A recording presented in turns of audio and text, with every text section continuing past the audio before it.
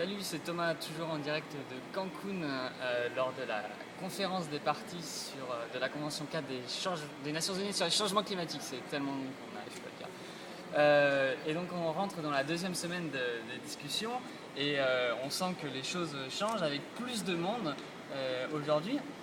Mais en même temps, paradoxalement, moins de choses qui se passent.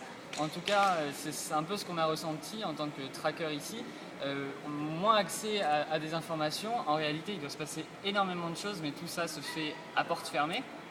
Donc on ne sait pas trop ce qui se passe. On a quelques bruits de couloir, notamment sur la faisabilité de la suite du protocole de Kyoto qui serait vraiment remise en question.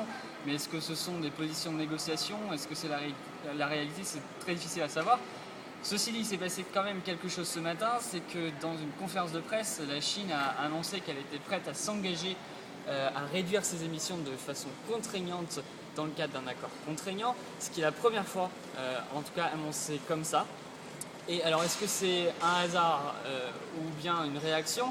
Les États-Unis, ce soir, dans une réunion ouverte, ont monté le ton en disant que les pays émergents devaient avoir des obligations contraignantes de même niveau que les pays développés. C'est la première fois qu'ils parlent aussi fermement des grands émergents. Alors est-ce que c'est une montée aux enchères? Est-ce que c'est des discussions qui se durcissent? C'est probablement le cas. On est rentré dans le cœur des discussions maintenant. Il va falloir maintenant attendre les jours qui viennent pour pouvoir en savoir plus si on va pouvoir avoir, oui ou non, un aboutissement autour de ces deux textes qui sont sur la table actuellement, vendredi tard dans la soirée. Voilà, on verra demain.